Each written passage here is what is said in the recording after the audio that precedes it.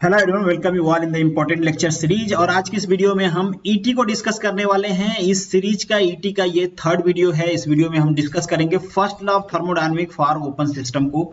Already हमने first law of thermodynamic पे ये वीडियो अपलोड किया हुआ है। अगर आपने वो वीडियो नहीं देखा है तो डिस्क्रिप्शन बॉक्स में उसका लिंक मिल जाएगा और इस वीडियो के लास्ट में भी आपको उसका लिंक मिल जाएगा, तो जरूर देखिएगा।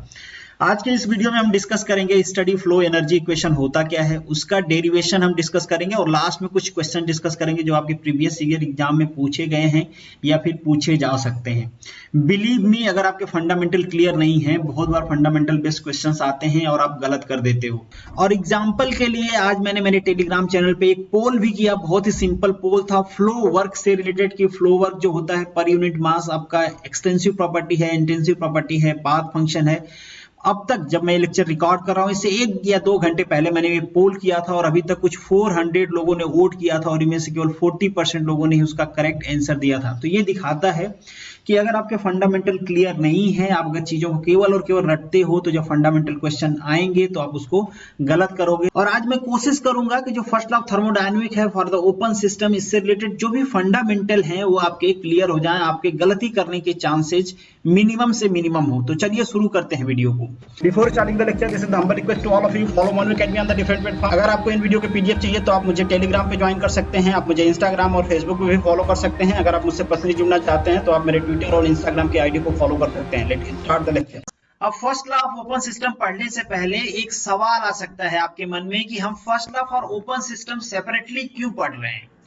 देखिए, इंजीनियरिंग की जो भी एप्लीकेशन है वहां पे 99% जो एप्लीकेशन है वो ओपन सिस्टम से रिलेटेड है। आप सभी को पता होगा ओपन सिस्टम क्या होता है, ये सारी चीजें भी हमने डिटेल में डिस्कस किया हुआ इंटरव्यू सीरीज में। ओपन सिस्टम मतलब यहाँ पे मास ट्रांसफर भी होता है, मास भी हमारे बाउंड्री को क्रॉस करता है और एनर्जी भी हमारे बाउंड्री को क्रॉस करती है, तो इसे हम ओपन सिस्टम कहते हैं। ये पंप है, ये भी एक तरह का ओपन सिस्टम है। ये आप टरबाइन देख रहे हो, ये भी एक तरह का ओपन सिस्टम होता है। यहाँ पे मास ट्रांसफर भी होता है, एनर्जी ट्रांसफर भी होता है। एक बॉयलर है, हीट एक्सचेंजर है, यहाँ पे भी एनर्जी ट्रांसफर होता है, मास ट्रांसफर होता है। ये नोजल है। ये सारे एप्लीकेशंस आपने इंजीनियरिंग में पढ़े होंगे।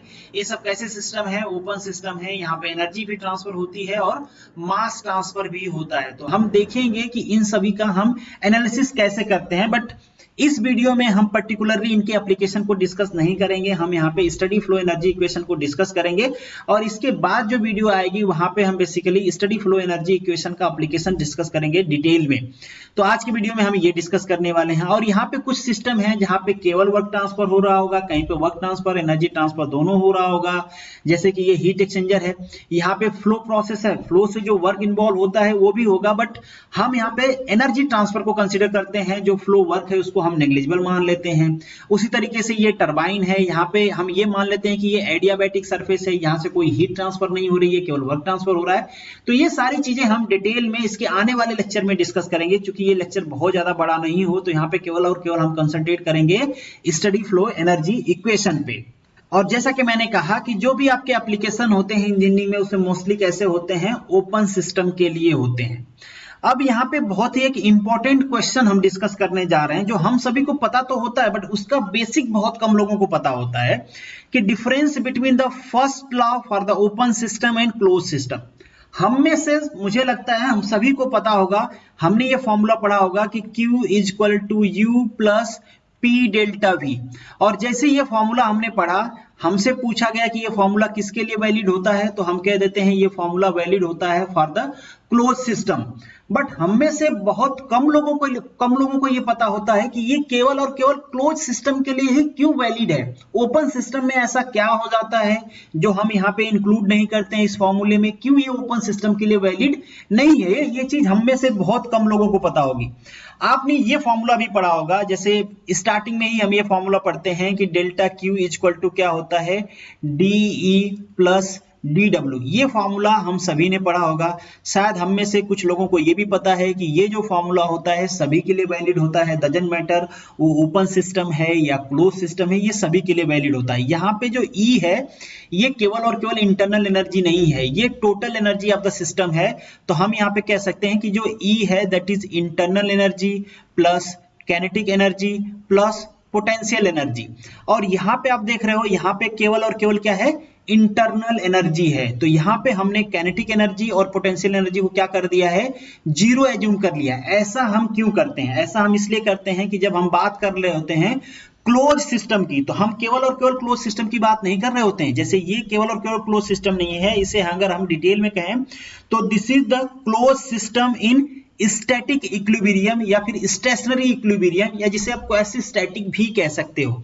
तो ध्यान रखो आप, ये क्या है, किस प्रोसेस के लिए वैलिड होता है, this is for the close system in static equilibrium, मतलब ये जो सिस्टम है वो मोशन में नहीं है, तो वहां पे काइनेटिक एनर्जी या फिर चेंज इन काइनेटिक एनर्जी क्या होगी, जीरो होगी। अब आप लोगों में से कुछ लोगों के मन में ये सवाल आ सकता है कि जो सिस्टम है वहां पे जो मॉलिक्यूलर मोशन है हम उसको कंसीडर क्यों नहीं करते हैं। देखिए, जब कभी भी हम बात करते हैं काइनेटिक एनर्जी, पोटेंशियल एनर्जी या internal energy in case of thermodynamics, तो हम वहां पे एब्सोल्यूट एनर्जी को डिस्कस नहीं करना चाहते हैं। उसमें हमारा इंटरेस्ट नहीं है कि किसी पर्टिकुलर पॉइंट में, किसी पर्टिकुलर स्टेट में हमारा सिस्टम कैसे एग्जिस्ट करता है।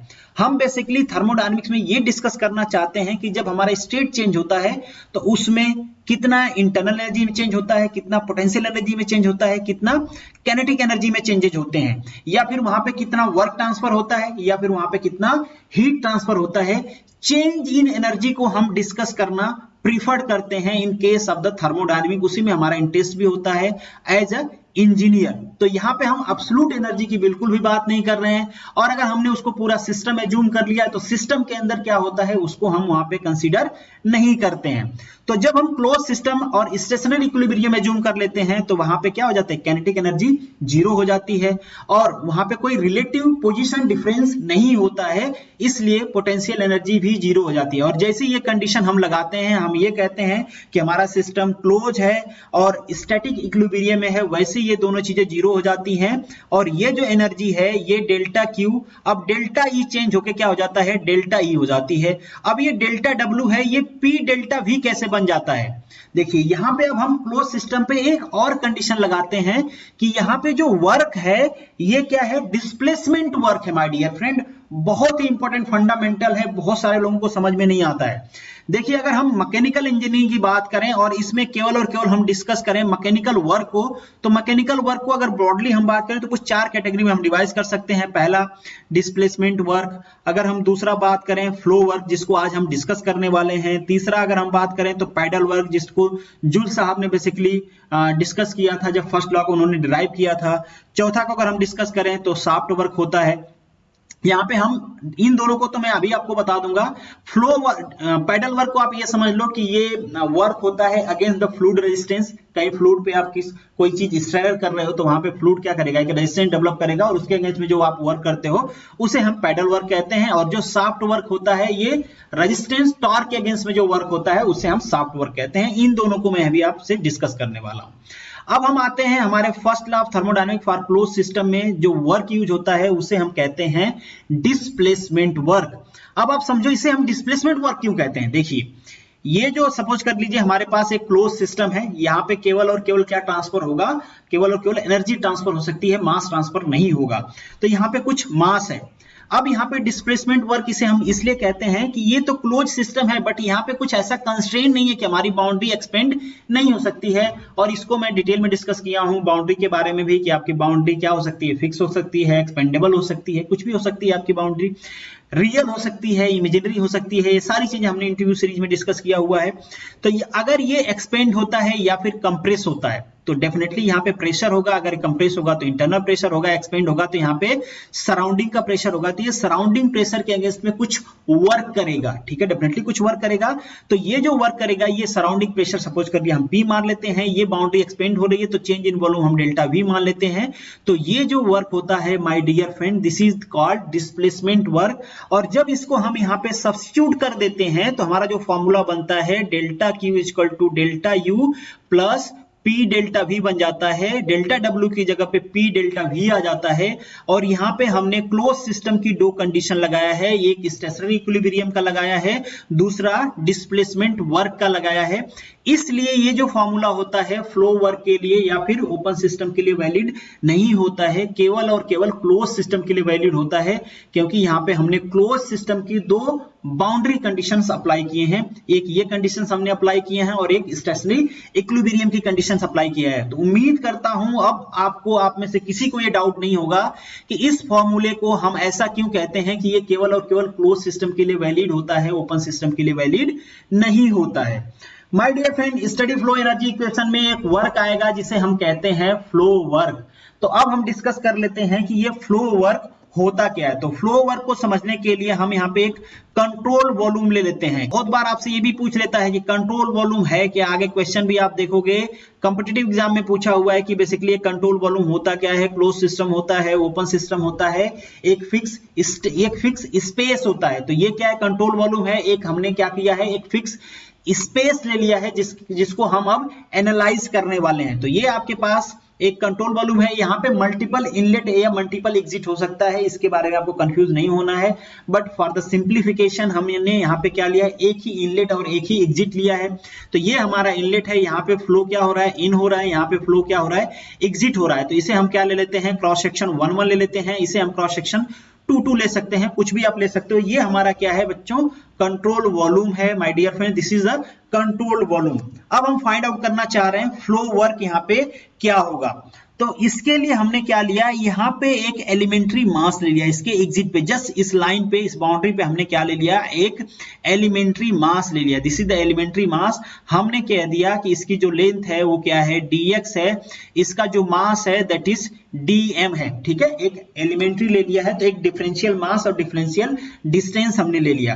अब ये जो फ्लूइड एलिमेंट है ये इनसाइड कंट्रोल वॉल्यूम जाएगा, तो इसको कुछ वर्क करना पड़ेगा क्योंकि यहाँ पे कुछ प्रेशर इस पे एग्जर्ट होगा और इस प्रेशर के अगेंस्ट में ये वर्क करेगा। ये वर्क क्यों करेगा, क्योंकि आप इधर से कुछ फोर्स लगा रहे हो, कुछ फोर्स लगाओगे तभी तो आगे मूव करेगा ना। मतलब एक स्ट्रीम है ना, यहाँ पे एक स्ट्रीम फ्लो है, मान लीजिए कुछ भी है, एयर है, फ्लूइड है, वाटर है, व्हाटएवर दैट, कुछ फ्लो कर रहा है। तो यहाँ पे एक स्ट्रीम फोर्स लगा रही है, तब ये एलिमेंट्री जो मास है हमारा आगे जा रहा है। तो इधर हम इसे ड्रॉ कर लेते हैं, इसका एक इक्विलिब्रियम डायग्राम ड्रॉ कर लेते हैं। तो इधर से एक फोर्स लग रहा है, ये क्या है, dx है, इस पूरे का मास क्या है, dm है, इधर से एक प्रेशर लग रहा है P। तो ये किसके अगेंस्ट में वर्क कर रहा है, ये अगेंस्ट में वर्क कर रहा है P के ना। तो यहाँ पे फोर्स क्या लग रहा है, F लग रहा है।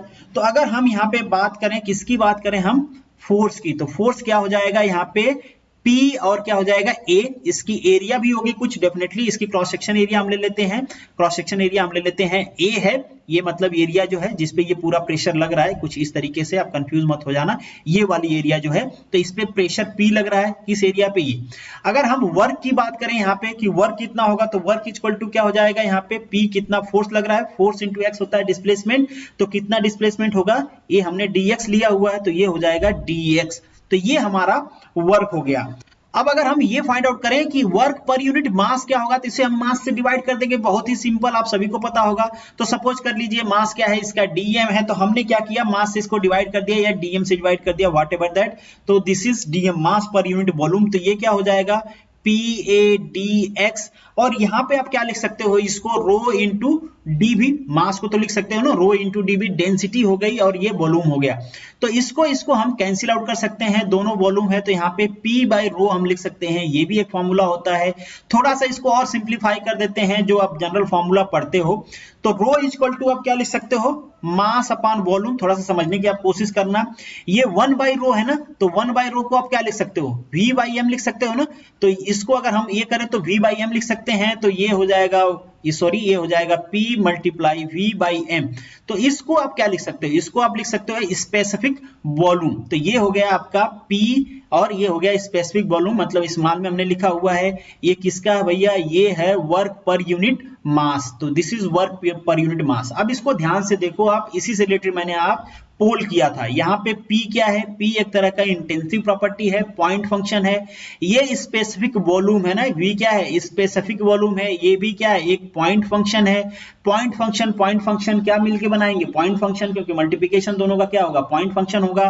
पॉइंट फंक्शन किस तरह की प्रॉपर्टी होती है, इंटेंसिव प्रॉपर्टी होती है। तो अब उम्मीद करता हूं कि पोल का जो क्वेश्चन होगा आपको समझ में आ गया होगा। अगर आपने पोल का क्वेश्चन देखा होगा तो यही मैंने पोस्ट किया था कि जो फ्लो वर्क होता है पर यूनिट मास, वो क्या होता है, इंटेंसिव होता है, एक्सटेंसिव होता है, पाथ फंक्शन होता है। तो अब आपको समझ में आ गया। आपको ध्यान रखना है कि ये होता है work per unit mass, this is equal to P into specific volume. अब आपको फ्लो वर्क समझ में आ गया। अब हम डिस्कस करेंगे basically study flow energy equation. तो स्टडी फ्लो एनर्जी इक्वेशन भी डिस्कस करने के लिए हमने क्या लिया, फिर से एक कंट्रोल वॉल्यूम लिया, और इस कंट्रोल वॉल्यूम को भी हमने सिंगल एग्जिट और सिंगल इनलेट का लिया है। मल्टीपल एग्जिट मल्टीपल एंट्री का भी मैं आपको बता दूंगा किस तरीके से होता है, वो भी आप कर सकते हो। यहाँ पे पॉइंट ले लिया हमने क्रॉस सेक्शन 1 1, और ये क्रॉस सेक्शन ले लिया हमने 2 and 2। ये हमारा एक कंट्रोल वॉल्यूम है, तो इसे हम कह देते हैं, इसका कुछ मास भी होगा कंट्रोल वॉल्यूम का, तो mass of the control volume हम कह देते हैं। इसकी कुछ एनर्जी भी होगी, तो एनर्जी ऑफ कंट्रोल वॉल्यूम हम कह देते हैं। और देखिए हम जो वर्क लेंगे यहाँ पे पॉजिटिव लेंगे। आप सभी को पता है वर्क और हीट का कन्वेंशन क्या होता है, साइन कन्वेंशन, तो हम दोनों को पॉजिटिव लेंगे। अगर कहीं पे आप हीट ट्रांसफर कर रहे हो तो पॉजिटिव होगी। हम यहाँ पे पॉजिटिव इसलिए ले रहे हैं फॉर द सिंप्लीफिकेशन। आप पॉजिटिव निगेटिव कुछ भी ले सकते हो, that is not a big deal. तो यहाँ पे डेल्टा क्यू हम कर देते हैं, delta q by delta T हम कर रहे हैं। क्यों कर रहे हैं मैं अभी आपको बताऊंगा। देखिए आपको ध्यान रखना है, यहाँ पे हम बात कर रहे हैं कंटिन्यूअस फ्लो प्रोसेस की, कंटिन्यूअस फ्लो प्रोसेस की। तो जो भी चीजें यहाँ पे होंगी, जो भी फ्लो होगा वो टाइम डिपेंडेंट होगा। Remember this is the time dependent. हम आगे चल के स्टडी फ्लो अप्लाई करेंगे। अभी हम ये मान के चल रहे हैं कि यहाँ पे जो भी एनर्जी ट्रांसफर हो रहा है, जो भी मास ट्रांसफर हो रहा है, वो टाइम डिपेंडेंट है, टाइम के हिसाब से वेरी कर रहा है। आगे जब हम ये कंडीशन लगा देंगे कि स्टडी फ्लो है, तो ऑटोमेटिकली उसको हम कांस्टेंट ले लेंगे। अभी इन जनरल हम बात कर रहे हैं कि दिस इज टाइम डिपेंडेंट। तो आप कंफ्यूज मत हो जाना कि यहाँ पे मैं स्टडी फ्लो एनर्जी इक्वेशन लिखा हूं, यहाँ पे टाइम डिपेंडेंट क्यों लिख रहा हूं। अभी हम जनरल डेरिवेशन कर रहे हैं कि टाइम डिपेंडेंट होगा तो क्या होगा, बाद में हम स्टडी फ्लो एनर्जी इक्वेशन का कंडीशंस वहां पे अप्लाई कर देंगे। तो अब हमने ये एनर्जी ले लिया, और यहाँ पे हम ये मान लेते हैं कि कुछ वर्क प्रोड्यूस हो रहा है इस सिस्टम से, दैट इज डेल्टा डब्ल्यू by delta T. This is क्या है, rate of work transfer, this is rate of heat transfer. अब यहाँ पे चूंकि ये फ्लो कर रहा है, तो फ्लो की वजह से यहाँ पे कुछ एनर्जी ट्रांसफर होगा। तो हम ले लेते हैं इनलेट की एनर्जी है E, और आउटलेट की एनर्जी है E2, इनलेट की एनर्जी है E1। कुछ भी आप ले सकते हो, what ever that is not a matter. अब एक इंपॉर्टेंट चीज है यहाँ पे हम डिस्कस करते हैं, हम ये समझने की कोशिश करते हैं कि ये जो एनर्जी है ये क्या होगी। ये एनर्जी हम समझेंगे। यहाँ पे दो हमको कंजर्वेशन फॉर्मूला लगाने हैं, mass conservation and energy conservation. हम सभी को पता है कि जो फर्स्ट लॉ ऑफ थर्मोडायनेमिक होता है, ये किसके बारे में बात करता है, सिंपली हम कहें तो एनर्जी कंजर्वेशन के बारे में बात करता है।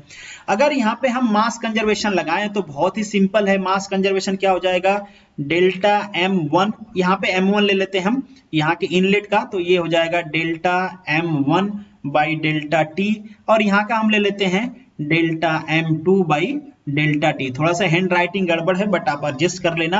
अगर हम कंट्रोल वॉल्यूम के लिए बात करें तो जितना मास इनलेट हुआ, मास कंजर्वेशन की बात कर रहे हैं ना, तो जितना मास इनलेट हुआ उनमें से कितना मास आउटलेट हुआ, उसके बाद जो बचा होगा वो कहाँ होगा, कंट्रोल वॉल्यूम में होगा डेफिनेटली।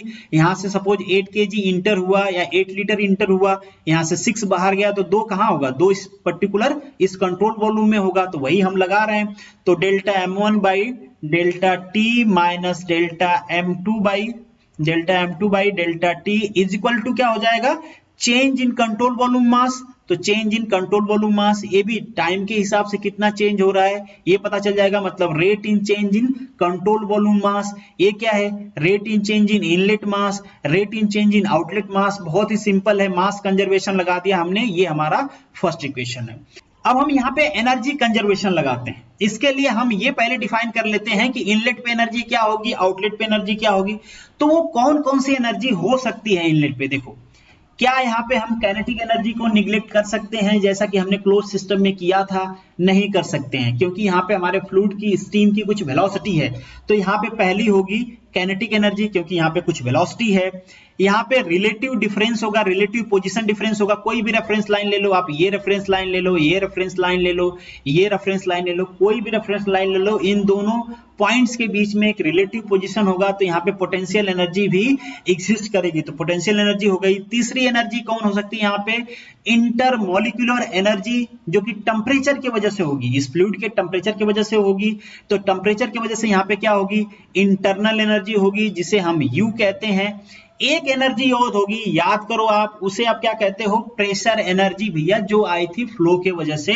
फ्लो एनर्जी जिसे आप कह सकते हो, फ्लो वर्क आप जिसे कह सकते हो, उसे हम सिंपली कहते हैं प्रेशर एनर्जी।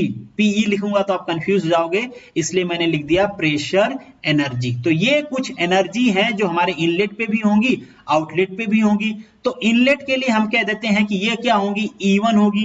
E1 के लिए हम क्या कह सकते हैं, ये U1 हो सकती है, प्लस काइनेटिक एनर्जी को हम K1 लिख सकते हैं, पोटेंशियल एनर्जी को P1 लिख सकते हैं, इंटरनल एनर्जी को ये लिख सकते हैं, और प्रेशर एनर्जी को हम क्या लिख सकते हैं, P1, और ये स्पेसिफिक वॉल्यूम V1। इस तरीके से हम इसको इंटरनल पे लिख सकते हैं, और एक्सटर्नल पे केवल ये 2 हो जाएगा, कोई चेंज नहीं होगा।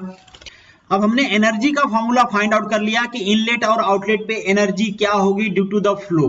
अब हमको एनर्जी बैलेंस फॉर्मूला लगाना है और ये फाइंड आउट करना है कि हमारा जो कंट्रोल वॉल्यूम है उसमें change in energy with respect to time क्या आएगा। तो हम क्या करेंगे, एनर्जी कंजर्वेशन का फॉर्मूला लगाएंगे, जैसे हमने मास कंजर्वेशन का फॉर्मूला लगाया।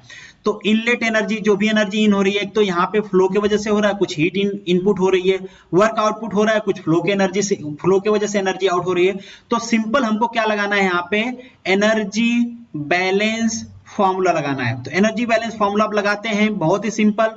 पहला क्या हो जाएगा, delta M1 divided by delta T, ये क्या हो जाएगा, E1। अभी के लिए E1 ले लेते हैं, E1 की वैल्यू आप ये सब्स्टिट्यूट कर सकते हो, इसमें कोई डाउट है नहीं। और क्या इनपुट हो रहा है, यहाँ पे हीट इनपुट हो रही है, ये भी तो एनर्जी है, तो plus delta Q by delta T, very simple. Minus हमको क्या करना है, जो एनर्जी एग्जिट हो रही है, तो एग्जिट पे एनर्जी क्या है, delta M2 by delta T, E2 का मल्टीप्लाई कर देते हैं, यहाँ पे 2 रख के आप E2 की वैल्यू सब्स्टिट्यूट कर सकते हो, अभी ब्रैकेट में रख लेते हैं। यहाँ पे और एनर्जी क्या आउट हो रही है, वर्क के फॉर्म में। वर्क भी तो क्या है, एक एनर्जी ही है, तो यहाँ पे एनर्जी आउट हो रही है, that is in form of work. तो dW बाई डेल्टा T, ये भी एनर्जी हो गई। ये किसके इक्वल टू होगा, ये होगा rate of change of energy of control volume. तो कंट्रोल वॉल्यूम के एनर्जी में क्या चेंज होगा, ये इसी के इक्वल होगा, इसमें कोई डाउट है नहीं। सिंपल, कितना एनर्जी इन हुई, कितना आउट हुई, जो बची हुई होगी वो कहां जाएगी, कंट्रोल वॉल्यूम में जाएगी। बहुत ही सिंपल। पॉजिटिव नेगेटिव के बारे में आपको नहीं सोचना है कि ये इंटरनल एनर्जी घटेगी बढ़ेगी, what ever that depend upon कि ये एनर्जी ज्यादा है या फिर ये एनर्जी ज्यादा है, दैट इज डिफरेंट थिंग। जब हम एप्लीकेशन पढ़ेंगे तो उसमें डिस्कस करेंगे।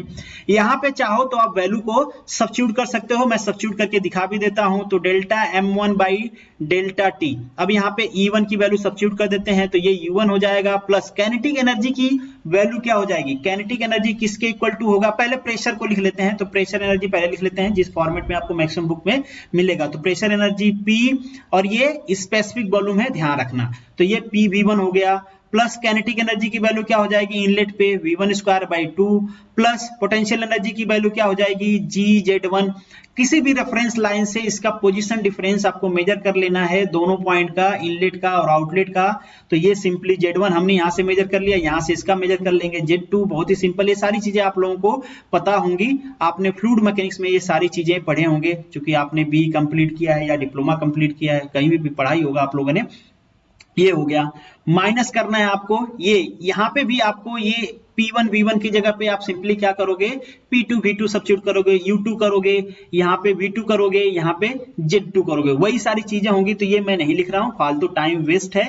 ये माइनस साइन है यहाँ पे, सॉरी, ये माइनस साइन होगा इसके बाद। तो ये माइनस साइन के साथ आपको ये फॉर्मूला लिखना है, ये वाला delta M2 divided by delta 2, E2 की वैल्यू लिखना है, और ये वर्क तो ऐसे ही रहेगा बाई डेल्टा 2, और ये वाली चीज ऑलरेडी रहेगी। अब ये जो हमारा इक्वेशन आया है, इसमें हम कंडीशन अप्लाई करते हैं स्टडी फ्लो एनर्जी इक्वेशन की। तो स्टडी फ्लो एनर्जी इक्वेशन की अगर आप कंडीशन अप्लाई करोगे तो क्या हो जाएगा, स्टडी फ्लो एनर्जी इक्वेशन मतलब यहाँ पे जो भी पैरामीटर्स हैं वो टाइम के रिस्पेक्ट में आप चेंज नहीं करेंगे, वो टाइम के रिस्पेक्ट में कांस्टेंट रहने वाले हैं। जैसे आपने लैब किए होंगे तो बहुत सारे प्रैक्टिकल आपने किए होंगे, कहा गया होगा कि आप मशीन चालू करके 10 मिनट 15 मिनट के लिए छोड़ दो कि जितना भी हीट ट्रांसफर है इन्वायरमेंट के साथ वो इक्विलिब्रियम में आ जाए। तो सिंपल चीज हम यहाँ पे भी लगा रहे हैं कि यहाँ पे जो मास फ्लो रेट रहेगा उसमें कोई चेंज नहीं होगा, वो कांस्टेंट रहेगा। जो चेंज इन एनर्जी है उसमें भी कोई rate of change of energy में कोई चेंज नहीं होगा, वही रहेगा, वो सारी चीजें कांस्टेंट रहेगी। तो हम ये कह सकते हैं कि delta M1 by delta T mass flow rate क्या हो जाएगा हमारा, इक्वल हो जाएगा। तो ये delta M2 by delta T, ये दोनों क्या हो गए, सेम हो गए। अब rate of change of control volume की जो ये rate of change of energy है वो क्या हो जाएगी, जीरो हो जाएगी, क्योंकि वो चेंज नहीं होगी, अब वो कांस्टेंट हो गई है। तो अगर हम टाइम के रिस्पेक्ट में उसका चेंज फाइंड आउट करें तो वो नहीं आएगा। तो हम ये कह सकते हैं delta e c v divided by delta T is equal to zero, क्योंकि अब इसमें कोई चेंज नहीं आने वाला है विथ रिस्पेक्ट टू टाइम, क्योंकि जो इनलेट एनर्जी है, जो आउटलेट एनर्जी है, वो कांस्टेंट रेट से फ्लो कर रही है। अब ये कंडीशन अप्लाई करने के बाद ये जो हमारा फॉर्मूला है वो कैसे कन्वर्ट हो जाएगा, तो इसे हम लिख सकते हैं delta M by delta T, ये delta M by delta T in bracket u1 plus P1 V1 plus V1 square by 2 plus GZ1, और ये तो ऑलरेडी वैल्यू है आपकी, डेल्टा Q हो जाएगी, ये यहाँ पे माइनस साइन है, माइनस साइन के साथ क्या है हमारी ये वैल्यू है ऑलरेडी। ये सारी चीज हमको लिखना है तो आप लिख सकते हो, नहीं लिखना चाहते हो तो आप लिख लेना। ये U2 मैं लिख भी देता हूँ एक बार, क्योंकि पहली बार भी नहीं लिखा था तो आप कंफ्यूज हो जाओगे, plus V2 square by 2 plus GZ2, और यहाँ पे माइनस के साथ रहेगा डेल्टा W, और इस टोटल के इक्वल टू क्या हो जाएगा, जीरो। तो ये हमको एक फॉर्मूला मिल गया ये दोनों कंडीशन अप्लाई करने के बाद। अब हमको नेक्स्ट, ये कंडीशन हमारी किसके लिए हो गई, स्टडी फ्लो एनर्जी इक्वेशन के लिए हो गई। अब यहाँ पे अगर हम थोड़ा सा इसको और सिंप्लीफाई करें, जो कि बेसिकली आपको बुक में लिखा रहता है, वो पर यूनिट मास के लिए लिखा रहता है, तो इस पूरे क्वांटिटी को अगर हम मास से डिवाइड कर देते हैं तो देखो ये वाली क्वांटिटी मास से डिवाइड हो गई, ये वाली क्वांटिटी मास से डिवाइड हो गई, ठीक है। तो पर यूनिट मास के लिए आ जाएगा, यहाँ पे आपका मास आ जाएगा और यहाँ पे आपका मास आ जाएगा। अगर अब हम इसको लिखते हैं तो आप कुछ इस तरीके से लिख पाओगे, delta q by delta m, per unit mass की बात कर रहे हैं, डेल्टा डब्ल्यू by delta m is equal to, आप क्या लिख सकते हो, H2। देखो H2 हमने किसके लिख दिया, इसको लिख दिया। ये वाली जो क्वांटिटी है H इंथैल्पी होती है, enthalpy is equal to U plus PV होता है, सॉरी PV होता है, और ये हमने स्पेसिफिक इंथैल्पी लिखा है। देखो ये भी स्पेसिफिक क्वांटिटी है, ये भी स्पेसिफिक क्वांटिटी है, तो ये स्पेसिफिक इंथैल्पी आएगी, इसलिए ये क्या आ जाएगी, H2 आ जाएगी। H2 plus V2 square by 2 plus GZ2 minus ये वाली पूरी एक क्वांटिटी माइनस यही वाली क्वांटिटी अब H1 के साथ आ जाएगी, H1 plus V1 square by 2 plus GZ1। तो ये पूरी क्वांटिटी हो गई आपकी। तो ये जो हमें फॉर्मूला मिला है इसे हम कहते हैं स्टडी फ्लो एनर्जी इक्वेशन पर यूनिट मास। इसको आप और भी सिंप्लीफाई कर सकते हो बहुत सारे जगह पे। आगे हम जब इसको डिस्कस करेंगे नेक्स्ट लेक्चर में, जब इसका हम एप्लीकेशन डिस्कस करेंगे स्टडी फ्लो एनर्जी इक्वेशन का, कंप्रेसर के लिए, टरबाइन के लिए, पंप के लिए, तो वहां पे हम सारी चीजें देखेंगे। इंडिविजुअल कंस्ट्रेंट देखेंगे कि जब हम पंप लेते हैं तो किस तरीके से अप्लाई करते हैं, टरबाइन लेते हैं तो किस तरीके से अप्लाई करते हैं। अगर आप इसको थोड़ा सा और सिंप्लीफाई करते हो, जो मैक्सिमम जगह होता है, तो हम क्या डिस्कस कर लेते हैं, change in potential energy zero, change in kinetic energy क्या हो जाती है, जीरो हो जाती है। तो जब मैक्सिमम जगह हम इसको जीरो कर देते हैं तो हमें मिलता है delta q by delta m minus delta डब्ल्यू by delta m is equal to हमें क्या मिल जाता है, H2 माइनस H1। तो यहाँ पे हम ये देखते हैं कि जो भी वर्क ट्रांसफर या हीट ट्रांसफर होता है वो चेंज इन इंथैल्पी के इक्वल होता है अगर हम पोटेंशियल एनर्जी और काइनेटिक एनर्जी को निग्लेक्ट कर देते हैं। मैक्सिमम जगह हम पोटेंशियल एनर्जी को निग्लेक्ट करके चलते हैं, बहुत सारे जगह हाँ काइनेटिक एनर्जी जैसे नोजल है तो वहां पे हमको काइनेटिक एनर्जी कंसीडर करना होता है, बट हम वहां पे भी पोटेंशियल एनर्जी को निग्लेक्ट करते हैं। तो आगे जब एप्लीकेशन वाला हम नेक्स्ट लेक्चर लेके आएंगे तो वहां पे डिस्कस करेंगे इसके एप्लीकेशन को और कंस्ट्रेंट को। तो ये हमारे पास फॉर्मूला है जिसे हम कहते हैं स्टडी फ्लो एनर्जी इक्वेशन पर यूनिट मास। बहुत जगह ये फॉर्मूला ये जो है आपका Q माइनस डब्ल्यू भी लिखा मिल जाएगा, तो उससे आपको बहुत ज्यादा वरीड नहीं होना है, क्योंकि यहाँ पे जो मास है पर यूनिट मास है इसको 1 एज्यूम कर लेते हैं तो ये Q माइनस डब्ल्यू भी आ जाता है। तो बहुत बार बहुत सारे जगह बुक में आपको ये formula simply Q minus W या फिर change in heat change minus W equal to ये फॉर्मूला मिल जाएगा। बहुत सारे जगह ये H1 माइनस H2 को डेल्टा H लिखे रहेंगे, तो इन सारी चीजों से आपको कंफ्यूज नहीं होना। उसी तरीके से इसको V2 माइनस V1 को चेंज इन काइनेटिक एनर्जी, यहाँ पे Z2 माइनस Z1 को चेंज इन पोटेंशियल एनर्जी। तो ये सारी चीजें हैं, सिंपली जब हम एप्लीकेशन डिस्कस करेंगे तो वहां पे डिटेल में डिस्कस करेंगे। अब मूव करते हैं हमारे क्वेश्चन पे। यहाँ पे एक सिंपल सा क्वेश्चन है, कई सारे एग्जाम में पूछा गया है। The identity delta Q is equal to delta U plus P delta भी। मैंने आपको पहले ही बताया ये क्लोज सिस्टम के लिए वैलिड है। किस टाइप के क्लोज सिस्टम के लिए? जो स्टेशनरी इक्विलिब्रियम सिस्टम होता है। तो यहाँ पे मोर अप्रोप्रिएट जो आपका आंसर होगा वो सी होगा। बहुत सारे लोग बी भी टिक कर देंगे, अगर सी नहीं दिया रहेगा तब हम बी टिक करेंगे। इन दोनों में हमारा क्या होगा? सी होगा, क्योंकि क्वेसी स्टैटिक प्रोसेस को हम स्टैटिक इक्विलिब्रियम मान सकते हैं कि वो एक स्टेशनरी इक्विलिब्रियम सिस्टम है without dissipation for the close system. Next जो आपका क्वेश्चन है, if all the variable of the stream are independent of the time is said to be, time से इंडिपेंडेंट हो जाए तो उसे हम क्या कहते हैं? स्टडी फ्लो कहते हैं ना। जैसे कि हमने लगाया स्टडी फ्लो के लिए मास कांस्टेंट होगा, energy inlet energy outlet constant होगी, change in energy of the close system zero होगा, क्योंकि वहां पे कोई चेंज आएगा नहीं विथ रिस्पेक्ट टू टाइम। तो यहाँ पे ऑप्शन ये होगा। नेक्स्ट जो आपका क्वेश्चन है, the control volume refer to. Control volume क्या होता है? एक तरह का फिक्स स्पेस होता है जिसे हम स्टडी करते हैं, जिसे हम एनालाइज करते हैं। तो यहाँ पे भी आपका ऑप्शन होगा वो ए करेक्ट होगा। नेक्स्ट जो आपका क्वेश्चन है, the steady flow occur when. Steady flow कब अकर होता है? जब हमारी condition with respect to time किसी भी पॉइंट पे चेंज ना हो। तो यहाँ पे जो आपका ऑप्शन होगा बी करेक्ट होगा। Condition do not change with time at any point, किसी भी पॉइंट में किसी भी स्पेस, क्योंकि हमने कंट्रोल वॉल्यूम लिया है तो किसी भी पॉइंट पे, चाहे आप इनलेट पे बात करो आउटलेट पे बात करो, वो कंडीशंस चेंज नहीं होंगी। जो भी हमारे प्रॉपर्टीज होंगी with respect to time change नहीं होगी, कोई भी पैरामीटर। तो यहाँ पे जो आपका ऑप्शन होगा वो बी करेक्ट होगा। नेक्स्ट जो आपका क्वेश्चन है, first law of thermodynamic for steady flow. First law of thermodynamic for steady flow account for all energy entering and leaving a control volume. वो किसी भी प्रकार की एनर्जी है। आपने देखा हमने कौन सी एनर्जी डिस्कस किया? Energy due to flow, heat inlet, work output and energy due to flow at output. ये सारी एनर्जी को हमने कंसीडर किया था। तो यहाँ पे जो आपका ऑप्शन होगा वो सी करेक्ट होगा। Account for all energy entering, वो किसी भी तरीके की एनर्जी है हमारे कंट्रोल वॉल्यूम में इंटर कर रही है या कंट्रोल वॉल्यूम से लीव कर रही है, एग्जिट कर रही है, तो उसको हम first law of thermodynamic for steady flow में कंसीडर करते हैं। नेक्स्ट जो आपका क्वेश्चन है, ये पूछा गया है आपके आरपीएससी इंस्पेक्टर में।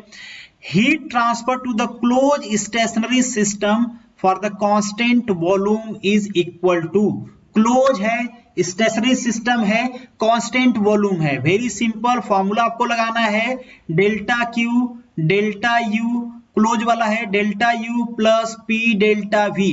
क्योंकि स्टेशनरी है और क्लोज सिस्टम है तो हमारा ये फॉर्मूला वैलिड है। क्योंकि यहाँ पे कांस्टेंट वॉल्यूम है मतलब बाउंड्री उसकी एक्सपेंड या कंप्रेस नहीं हो रही है, तो ये जीरो होगा।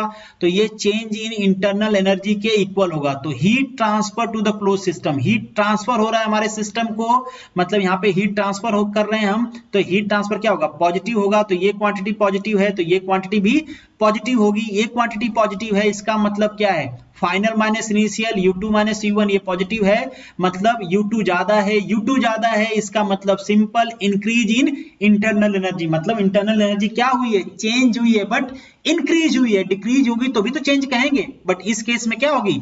इंक्रीज होगी। तो यहाँ पे जो आपका ऑप्शन आएगा वो बी आएगा। नेक्स्ट जो आपका क्वेश्चन है, in steady flow process across the control volume mass and energy flow. Mass flow और energy flow with respect to time in case of steady flow is remain constant. बहुत ही simple, already हमने discuss कर लिया है। तो यहाँ पे ऑप्शन बी करेक्ट होगा। Flow work per unit mass is, यही क्वेश्चन मैंने पोल किया था। तो this is the intensive property, already मैं बता चुका हूं आपको। और यहाँ पे आपके ऑप्शन अवेलेबल हैं जो हमने क्वेश्चन डिस्कस किए हैं। This is the end of this video. Thank you so much for watching this. उम्मीद करता हूं आपने कुछ सीखा होगा। अगर सीखा है तो दूसरों के साथ भी शेयर करिए। मिलेंगे नेक्स्ट वीडियो में, तब तक के लिए all the best, good luck.